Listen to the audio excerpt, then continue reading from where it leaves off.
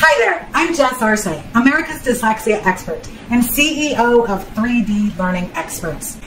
Dyslexia is a learning challenge all by itself, and it is not comorbid with any other learning challenges. It's totally untrue. Very often, people with dyslexia also have multiple different neurodiversities. My youngest son has 8 neurodiversities. I probably have about 4. I definitely have dyslexia and ADHD, which is a curse and a blessing. I'll get to that later. But first, I wanted to tell you a little story that I usually tell our new clients. So you can think of the various neurodiversities like cousins. And when you go to a family party, the cousins may have not seen each other for a while, but that's not the point. The point is they like to hang out together. And so when you're at a party and you see all the cousins together, they're going everywhere together in a group. And that's the way I like to look at the neurodiversities. Now, some people have smaller families with only a couple of cousins together at the parties. And other families have a ton of first and second cousins. You know who you are. And they're all together. So that's like our neurodiversities. Like my son with 8, or I have 4. Sometimes people might have just one neurodiversity. But very often, they travel together. So that's just kind of a way I like to express it to help give people a visual of why their child might have more than just dyslexia. So for me, I found out that my ADHD ruled my life when I was at my dyslexia expert training.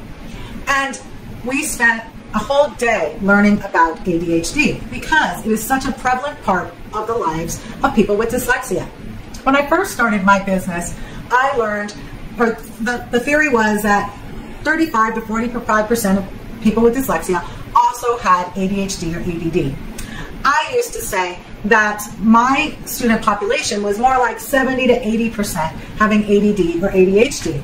And my tutors actually are required to have experience working with people with ADD or ADHD before they even have an interview, because they need to know and understand how that person works and to be able to wrangle them back in for tutoring.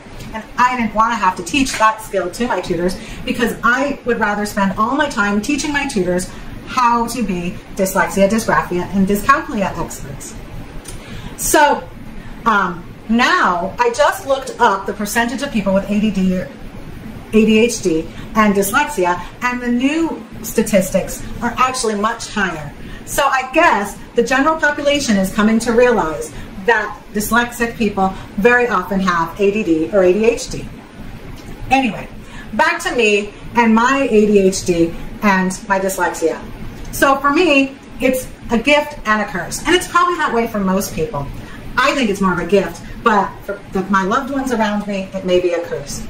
Because I am always on the go, go, go. I never stop, and I know that's because of my ADHD. I can keep doing things a lot longer than the average person.